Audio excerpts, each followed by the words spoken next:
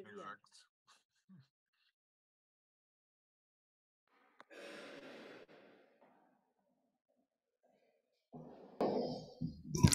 Voilà, je viens d'aller dire bonjour aux personnes qui sont avec nous par Zoom.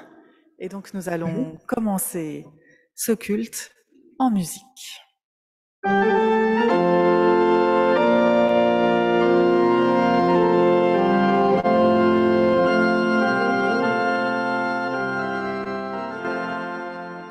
Bienvenue à vous tous, bienvenue à vous toutes. Bienvenue à vous qui êtes protestants, à vous qui n'êtes pas protestants, bienvenue aux croyants, bienvenue à ceux qui ne sont pas croyants, bienvenue à ceux qui ne savent pas très bien ce qu'ils sont. Bienvenue à tout le monde. Ici, c'est un endroit où tout le monde a sa place et où, ensemble, nous ouvrons la Bible pour y chercher la parole de Dieu. Un endroit où, ensemble, nous prions les uns avec les autres. Et nous écoutons la bonne nouvelle qui nous est adressée. Qui que vous soyez, d'où que vous veniez et où que vous alliez, la grâce et la paix vous sont données par Dieu au nom de son Fils, Jésus, notre Christ. Amen.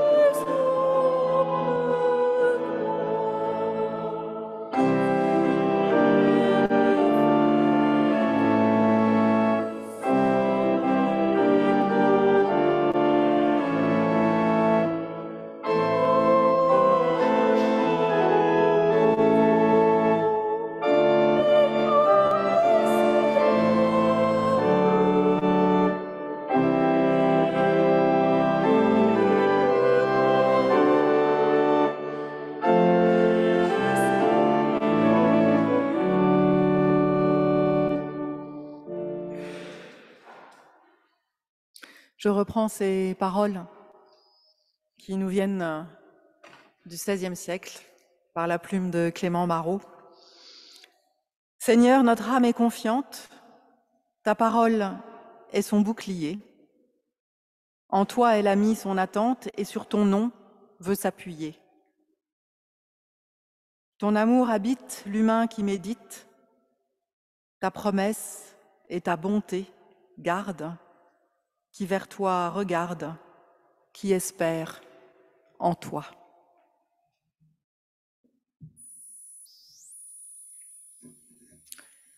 Et nous louons le Seigneur. Dieu, nous te louons pour le buisson ardent de ta présence et la nuée lumineuse de ta grâce. Dieu, nous te louons pour le vent impétueux de ta parole et la brise légère de ta tendresse. Dieu, nous te louons pour la colombe messagère de ta paix et le glaive de ta vérité. Dieu, nous te louons pour la source vive de ta joie et le feu de ton amour.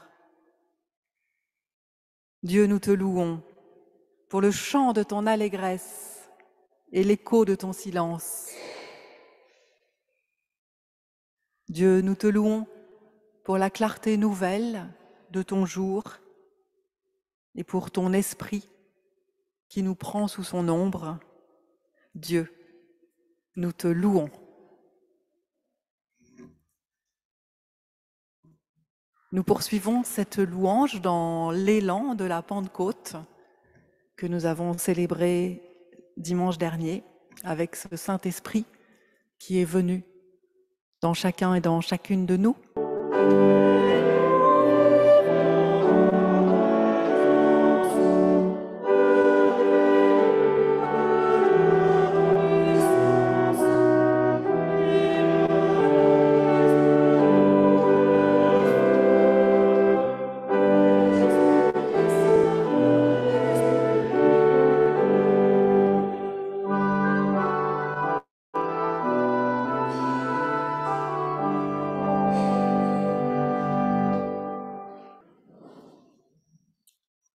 Dans une démarche d'humilité, nous nous asseyons pour nous présenter devant Dieu comme nous sommes,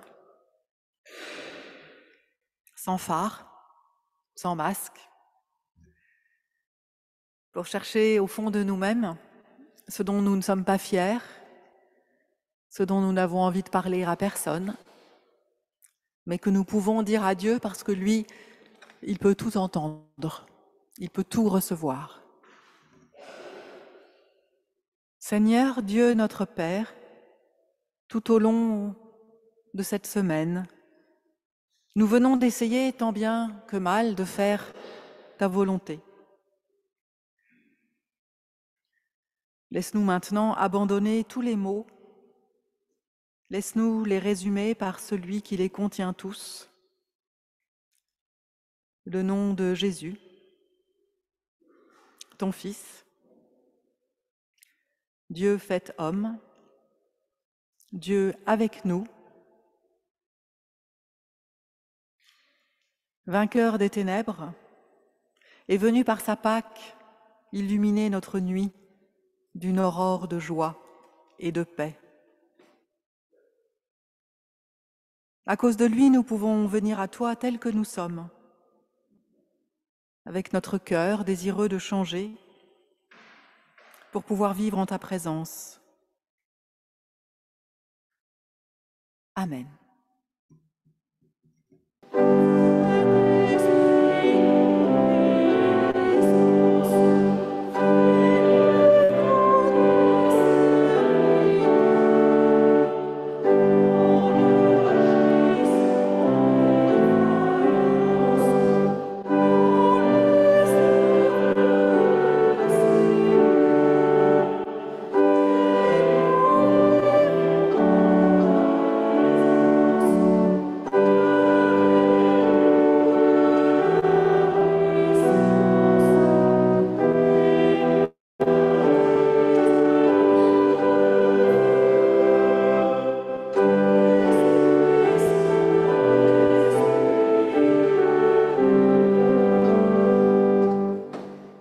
Restez debout pour recevoir la parole de pardon que Dieu nous adresse ce matin à chacun et à chacune de nous. Dans l'évangile de Jean, nous lisons « Dieu a tant aimé le monde qu'il a donné son Fils unique pour que quiconque met sa foi en lui ne se perde pas, mais ait la vie éternelle. » Le Seigneur, par la puissance de son amour, nous a délivrés. Alors soyez certains de son pardon. Amen.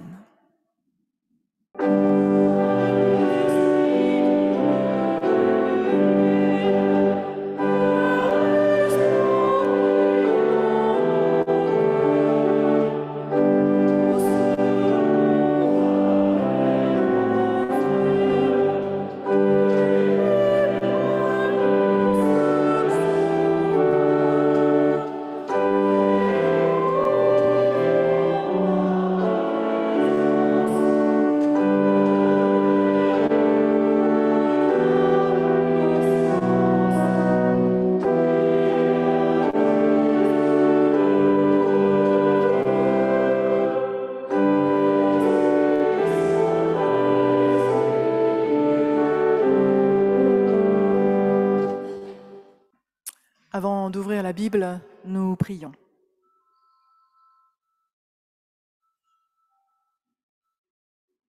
Seigneur, nous voici devant toi pour recevoir ce que tu veux nous donner aujourd'hui. Permets que dans ces lignes, ces témoignages lus dans la Bible, nous puissions chacun et chacune découvrir quelque chose qui vient de toi, quelque chose qui est écrit pour nous, qui vienne nous toucher dans notre cœur. Amen. Nous lisons ce matin 2 des textes du jour. Dans l'Ancien Testament, nous allons lire au chapitre 34, les versets 1 à 9. Alors, quelques chapitres avant, Dieu avait donné à Moïse des tablettes de pierre où il avait écrit tous les commandements de Dieu. La scène s'était passée sur la montagne et en redescendant, Moïse se rend compte que tout le peuple a construit une statue pour être leur Dieu, une statue qu'ils sont en train d'adorer et de vénérer. Vous savez, c'est le veau d'or. Et Moïse se met très en colère et dans sa fureur, il casse les tablettes de pierre.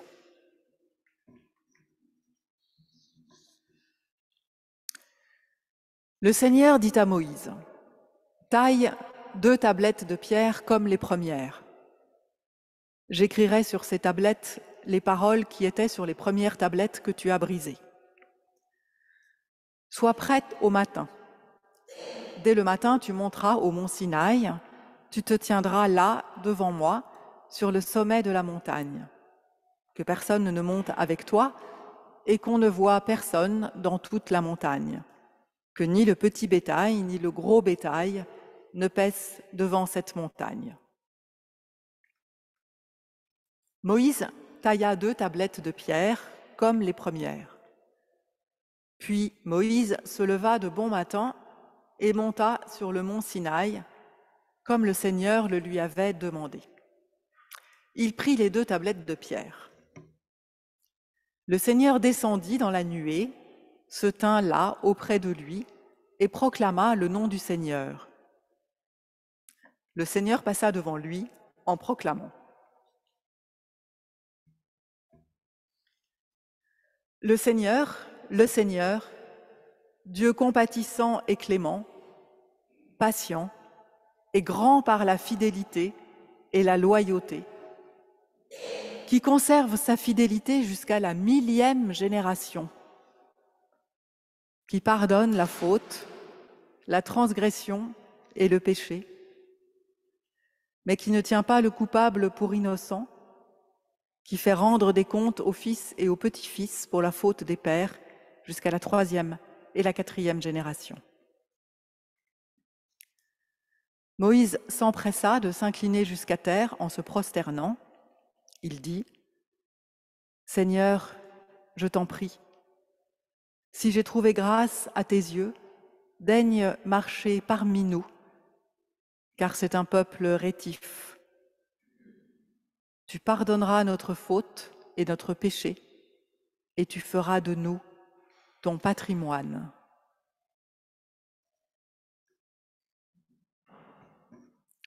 Et puis dans l'évangile de Jean, au chapitre 3, les versets 16 à 21, « Dieu a tant aimé le monde qu'il a donné son Fils unique pour que quiconque met sa foi en lui ne se perde pas, mais ait la vie éternelle.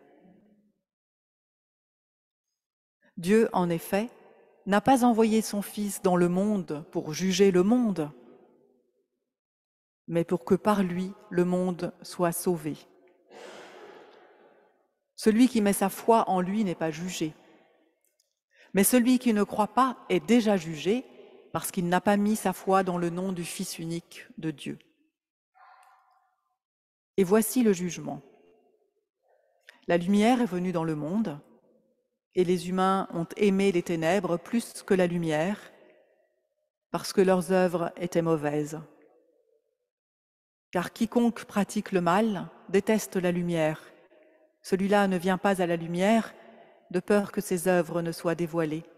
Mais celui qui fait la vérité vient à la lumière, pour qu'il soit manifeste que ses œuvres ont été accomplies par Dieu, en Dieu.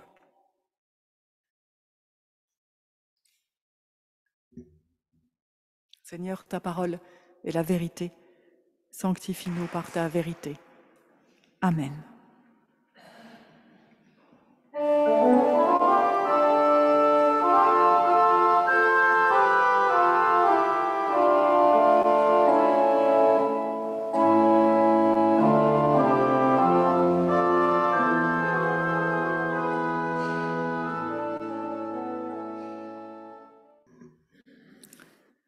Dieu a tant aimé le monde qu'il a donné son Fils unique pour que quiconque met sa foi en lui ne se perde pas, mais ait la vie éternelle.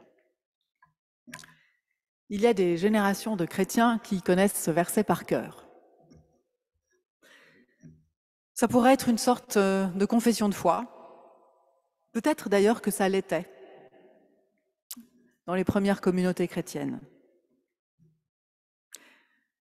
Alors la première qualité de Dieu qui nous est présentée ici, c'est l'amour. Dieu a tant aimé le monde.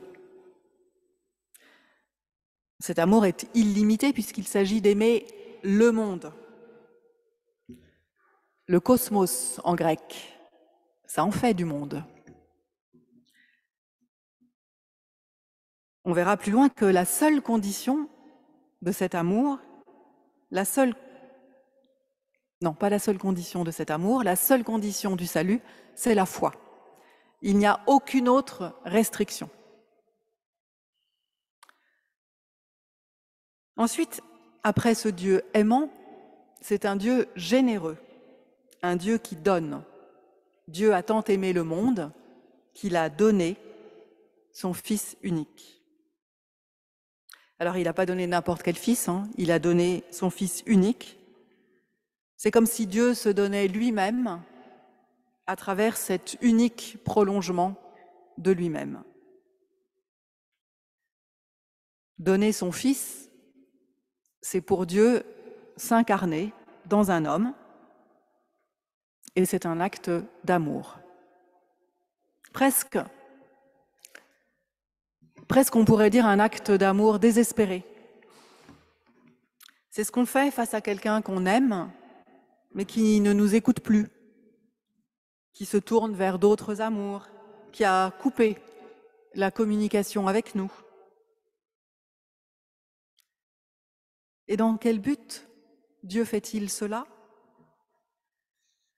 Pour que quiconque met sa foi en lui ne se perde pas, mais ait la vie éternelle. Pour que nous ne nous perdions pas. Alors, le verbe utilisé en grec par Jean, c'est pas se perdre comme quand on demande son chemin ou quand on sort son appli pour voir où on est. Non, c'est pas non plus perdre comme quand on perd son téléphone justement ou ses lunettes, ses chaussettes. C'est perdre au sens de perdre un être cher.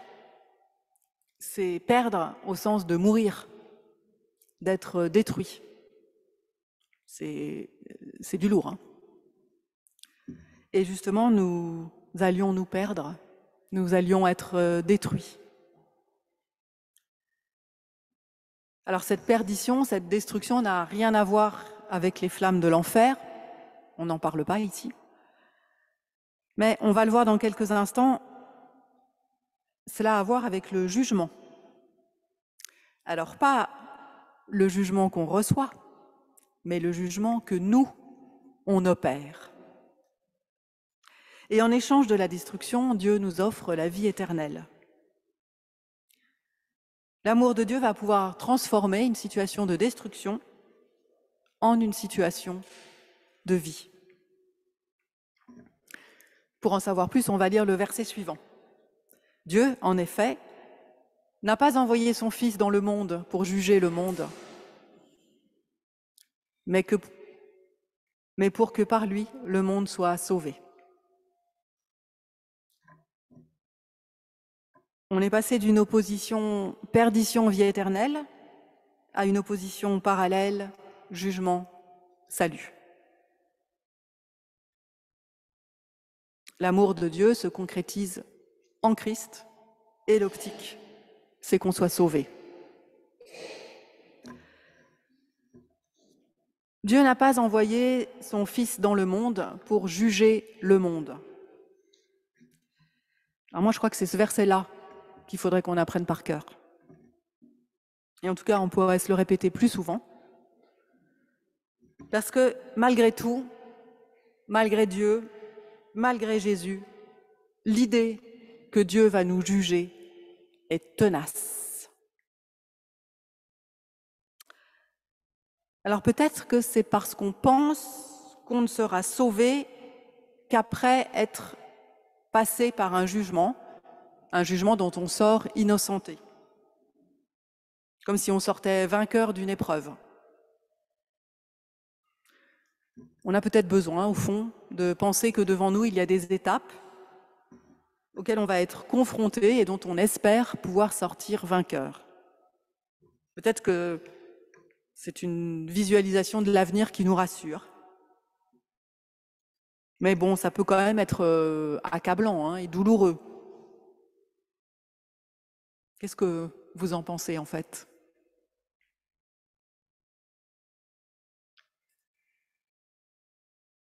Et pourtant, l'Évangile nous dit « Celui qui met sa foi en Christ n'est pas jugé ». Il ne dit pas « Celui qui met sa foi en Christ sort vainqueur du jugement ». Il dit « Il n'est pas jugé ». Jésus n'est pas venu pour juger. Un point, c'est tout. Il ne va juger ni les bons, ni les méchants. C'est pas son truc, le jugement. Il est venu pour proposer autre chose, une autre voie que le jugement. Alors, comme je pense vraiment que cette idée d'un Dieu juge reste malgré tout au fond de nous, je me dis qu'on est peut-être influencé par l'image du Dieu de l'Ancien Testament. Ce Dieu dont on dit parfois que c'est un Dieu jaloux, un Dieu violent, un Dieu qui nous juge. Et c'est vrai.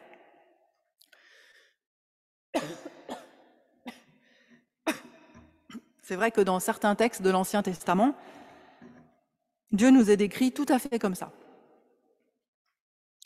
Dans le passage qu'on a lu dans le chapitre 34 de l'Exode, Dieu s'apprête à faire de nouveau une alliance avec le peuple, à dicter à Moïse de nouvelles tables de la loi.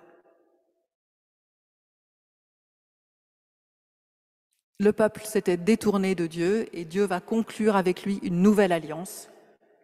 On est dans un geste de pardon. Même ce Dieu violent et jaloux de l'Ancien Testament est un Dieu de pardon. Et d'ailleurs, quand il fait son petit CV à Moïse, il se présente et il dit, en parlant de lui-même, c'est Dieu qui parle, « Dieu compatissant et clément, patient et grand par la fidélité et la loyauté, qui conserve sa fidélité jusqu'à la 1000e génération, qui pardonne la faute, la transgression et le péché. »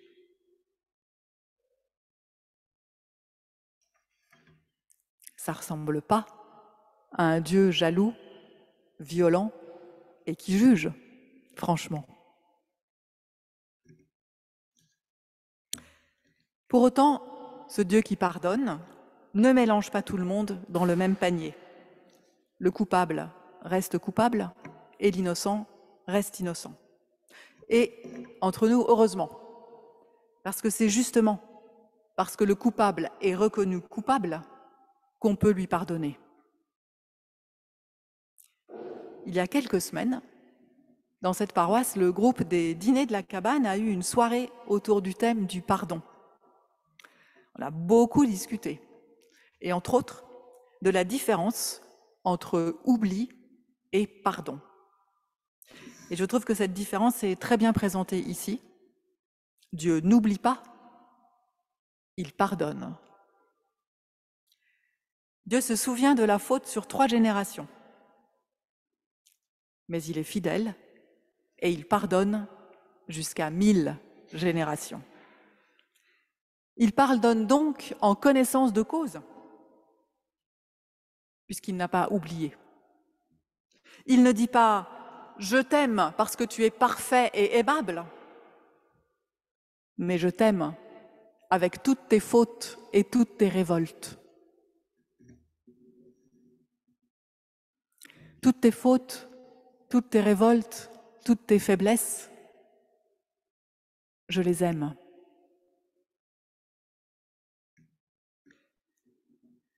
Alors dans l'évangile de Jean, il y a quand même un jugement.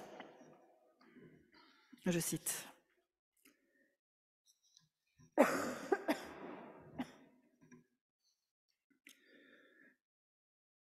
Celui qui met sa foi en Christ n'est pas jugé, mais celui qui ne croit pas est déjà jugé parce qu'il n'a pas mis sa foi dans le nom du Fils unique de Dieu.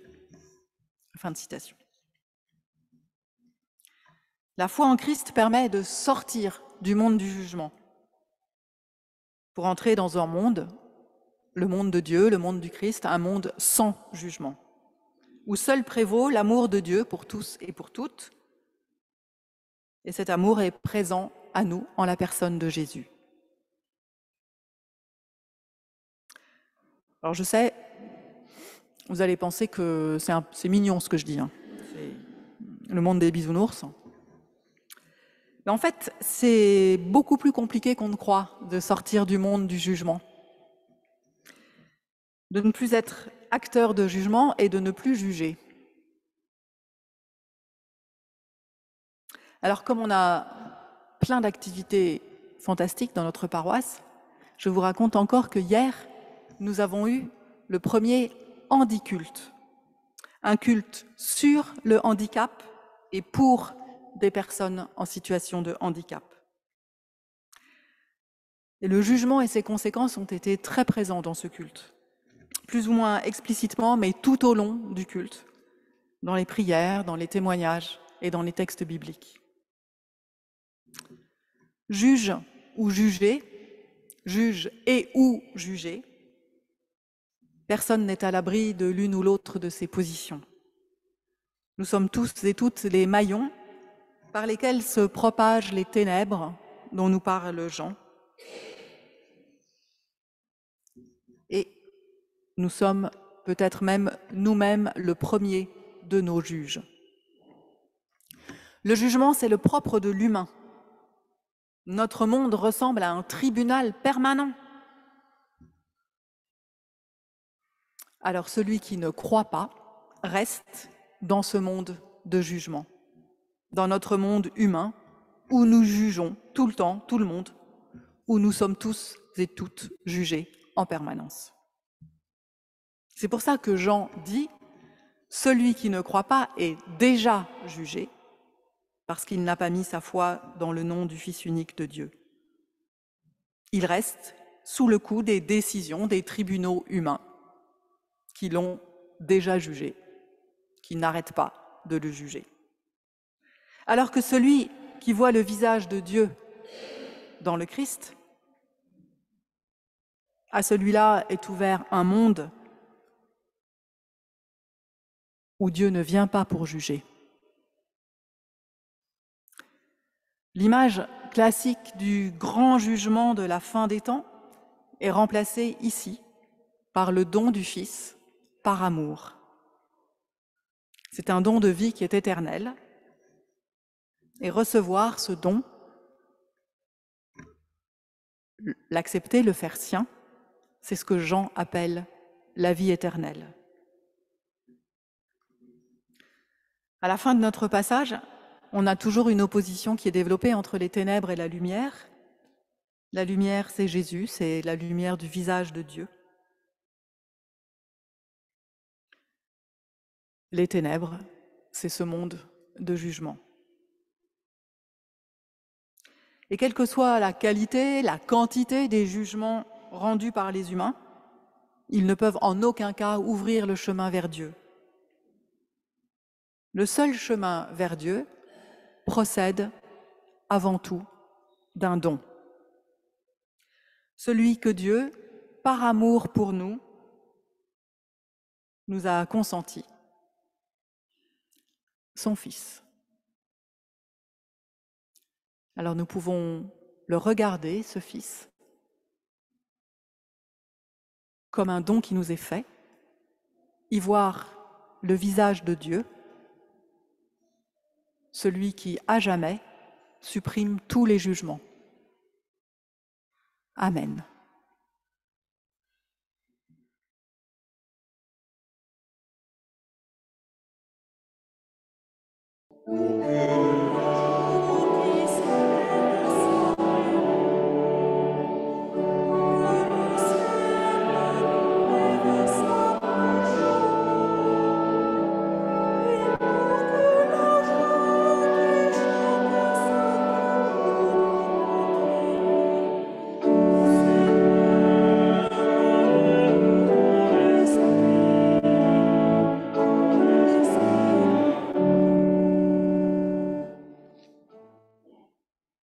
Nous allons maintenant ensemble dire le Notre Père. Nous pouvons nous donner la main et le réciter chacun dans notre langue maternelle.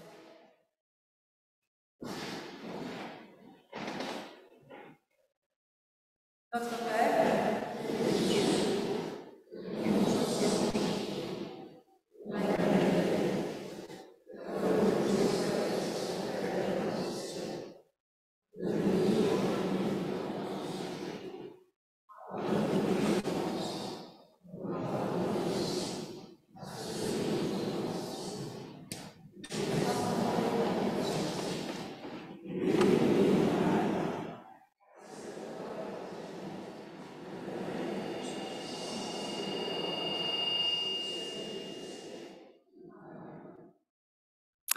alors, nous allons maintenant écouter Benjamin, qui va nous conduire à travers un beau texte de prière. C'est un extrait d'un poème de Anna Akhmatova, qui est une grande poétesse russe de la première moitié du XXe siècle.